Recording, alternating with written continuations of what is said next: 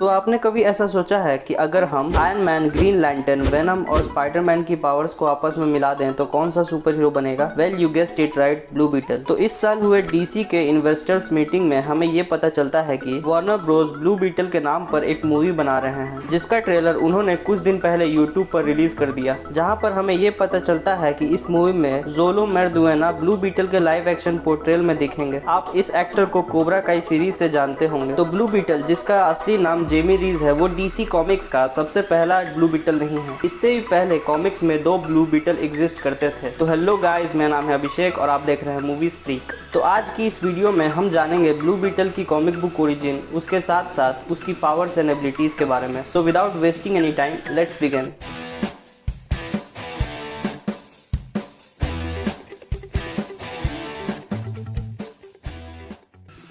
तो blue beetle हमें सबसे पहली बार डीसी कॉमिक्स के बजाय फॉक्स कॉमिक्स में 1939 में इंट्रोड्यूस किया गया था, जिसके बाद आगे चल के ब्लू बीटल फॉक्स कॉमिक्स छोड़ शेल्टन कॉमिक्स के अंडर आ जाता है। फिर उसके बाद में चल के डीसी कॉमिक्स शेल्टन कॉमिक्स को इंटायरली खरीद लेता है। इसी वजह से ब्लू बीटल डीसी कॉमिक्स का पार्ट बन जाता है। तो कॉमिक्स में हमें अब तक 3 ब्लू बीटल्स देखने को मिले हैं, जिसमें सबसे पहला ब्लू बीटल था डैन गैरेट, दूसरा था टेड कॉर्ड और तीसरा था हाइमी रेस, जिसको हम इस मूवी में देखने वाले हैं। तो इन तीनों लोगों को कॉमिक्स में अपनी पावर्स एक ब्लू कलर के एलियन स्कैरब से मिलती है, जो कि एक बीटल कीड़े से रिजेंबल करता है। तो चलिए जानते हैं कि ये स्कैरब क्या चीज है और ये अर्थ पर कहां से आया है। तो इस सब चीज की शुरुआत होती है एक एडवांस एलियन स्पीसीज से, जिनका डीसी कॉमिक्स में नाम द रीच होता है। तो द रीच डीसी के सेकंड ओल्डेस्ट रेस में से आते हैं। उनसे भी पुराने स्पीसीज सिर्फ डीसी में एक ही हैं, जो है माल्टूशियंस AKA ओएंस, जिसे हम डीसी कॉमिक्स में गार्जियंस ऑफ द यूनिवर्स के नाम से भी जानते हैं। ये वही ग्रुप है जिन्होंने डीसी कॉमिक्स में एक इंटरस्टेलर लॉ इन्फोर्समेंट एजेंसी बनाई थी, जिसे हम ग्रीन लैंटर्न कॉर्प्स के नाम से जानते हैं। तो डीसी कॉमिक्स में द रीच जाने जाते हैं दूसरे प्लेनेट पर कब्जा करने के लिए, और उनका गार्जियंस ऑफ द यूनिवर्स से 36 का आंकड़ा होता है, जिसके बाद आगे चल के द रीच को गार्जियंस ऑफ द यूनिवर्स के साथ कॉम्प्रोमाइज करना पड़ता है, जिसके बाद वो एक पीस ट्रीटी साइन करते हैं, जिसके मुताबिक वो अब किसी भी अदर प्लैनेट्स को कोई भी हार्म या कोई भी इंटरफेरेंस नहीं करेंगे। लेकिन अंदर ही अंदर द रीच एक नया चाल चल रहे थे। वो लोग एक ऐसा एडवांस टेक्नोलॉजी डेवलप कर लेते हैं जिससे किसी भी प्लैनेट के डोमिनेंट क्रिएचर के साथ जुड़कर उन्हें मेंटली और फिजिकली कंट्रोल कर सकते हैं, जिसके रिजल्ट में वो स्पीसीज किसी भी प्लैनेट को कॉन्कर कर सकते हैं। ये टेक्नोलॉजी एक स्कैरब की तरह दिखती थी, इसीलिए वो लोग इसे स्कैरब कहते हैं। ये स्कैरब उन एलियंस के लिए भी काफी पावरफुल होती है। इसी वजह से उनका लीडर इस स्कैरब को टेस्ट करने के लिए उसे किसी अननोन प्लैनेट पर भेजता है, जहां ये एक बच्चे से जुड़कर उस पर कंट्रोल करने की कोशिश करता है। लेकिन उस बच्ची के पास कुछ खास पावर्स होती हैं, जिस वजह से वो बच्ची उस स्कैरब को डैमेज कर देती है। लेकिन वो स्कैरब किसी भी तरीके से वहां से बच जाता है और वापस स्पेस में चला जाता है। तो वो स्कैरब जब स्पेस में वापस द रीच के पास जा ही रहा होता है, तभी वहां पर एक ग्रीन लैंटर्न आ जाता है और उस स्कैरब पर जोरदार अटैक करता है। तो लगातार 2 बार डैमेज सहने की वजह से वो स्कैरब अपने आप को एक पोर्टल के थ्रू अर्थ पर क्रैश करवा लेता है, जहां ये स्कैरब माया नाम के एक पुराने ट्राइब को मिलती है। फिर ये स्कैरब उनके लीडर से जुड़ जाता है, लेकिन डैमेज होने की वजह से वो स्कैरब उस लीडर के दिमाग पे कंट्रोल नहीं कर पाता और उस ट्राइब के लोगों को लगता है कि ये कोई भगवान का भेजा हुआ वरदान है, और वो लोग उसका नाम स्काई विटनेस रखते हैं। उस स्कैरब की मदद से वो लोग अपने दुश्मन नानुका ट्राइब को हरा देते हैं, जिन्होंने उनकी जमीन पर कब्जा किया हुआ था। जिसके बाद उस ट्राइब के लीडर को सभी लोग क्रूअल गॉड क्विंटाजल कॉटल के नाम से जानने लगते हैं, और वो लीडर अपने स्कैरब की मदद से 100 साल जीता है।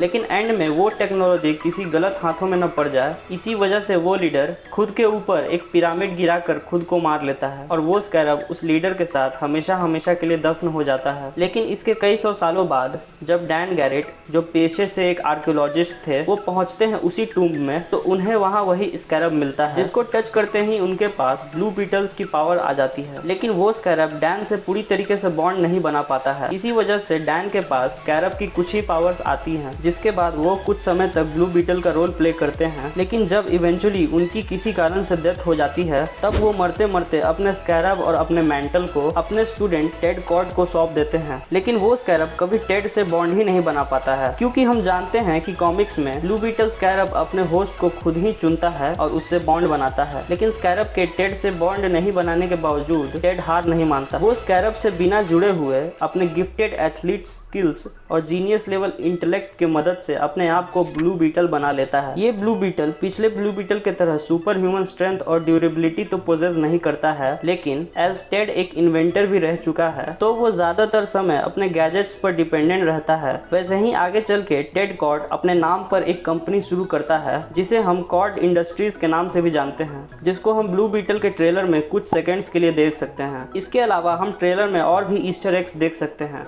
जैसे ये बीटल की तरह दिखने वाला स्पेसशिप बेसिकली टेड कॉर्ड का बीटल बग कहलाता है, जिसे कॉमिक्स में टेड कॉर्ड ने क्राइम से फाइट करने के लिए बनाया था। इसके अलावा हम इस ट्रेलर के पोस्ट क्रेडिट सीन में प्रीवियस के 2 ब्लू बीटल सूट्स देखने को मिलता है। सबसे पहला डैन गैरेट का और दूसरा टेड कॉर्ड का। बैक टू द ओरिजिन, तो जेमी रीस जो कि एक मैक्सिकन किड है, डीसी में 3rd ब्लू बीटल बनता है। टेड कॉर्ड के डेथ के बाद टेड कॉर्ड को उसी का दोस्त धोखे से कॉमिक्स में मार देता है, जिसे हम मैक्सवेल लॉर्ड के नाम से जानते हैं। तो टेड के मौत के बाद जेमी ब्लू बीटल कैसे बनता है? इस कहानी के कई अल्टरेशन एग्जिस्ट करते हैं। कॉमिक्स के एक अल्टरेशन में हाइमी रीस को ब्लू बीटल स्कैरब मिलता है एक जंकयार्ड में, जो बाद में चल के हाइमी के साथ उसके सोते समय उससे बॉन्ड बना लेता है। इसके अलावा एक और कॉमिक बुक अल्टरेशन में हम देखते हैं कुछ सुपर विलेंस उस स्कैरब को एक म्यूजियम से चुराते हैं, जहाँ पर एक और सुपर विलेंस की टीम आ जाती है और उनसे लड़ने लगती है। इसी बीच जेमी और उसका दोस्त इस लड़ाई के बीच में फंस जाते हैं और एक विलन उसके दोस्त को मारने ही वाला होता है, लेकिन तभी हाइमी उसका ध्यान भटकाने के लिए उस स्कैरब को लेकर भाग ही रहा होता है कि वो स्कैरब उसी वक्त जेमी से बॉन्ड बना लेता है और तब जेमी वहां पर पहली बार ब्लू बीटल बनता है। तो गाइज ये तो हो गई ब्लू बीटल की कॉमिक बुक ओरिजिन। तो चलिए बात करते हैं ब्लू बीटल की पावर्स एंड एबिलिटीज के बारे में। तो हाइमी रीस को अपनी सारी पावर्स उस ब्लू बीटल स्कैरब से मिलती है, जिसका कॉमिक्स में असली नाम खाजी दा होता है। तो वो स्कैरब जब एक बार हाइमी रीस के बॉडी के स्पाइन से जुड़ जाता है, तब वो जेमी से एक टाइप का मेंटल और फिजिकल बॉन्ड बना लेता है, जिसके बाद जेमी के पास कई सारी सुपर पावर्स आ जाती हैं।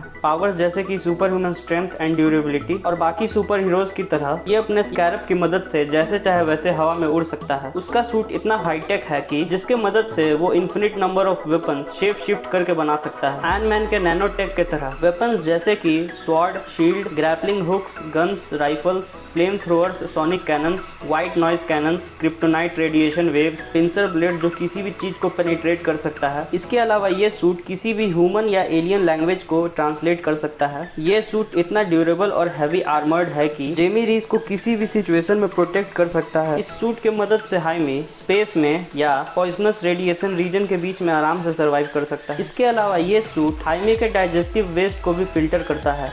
इसके अलावा हाइमी इस सूट के मदद से किसी भी चीज को स्कैन या उसके थ्रू देख सकता है।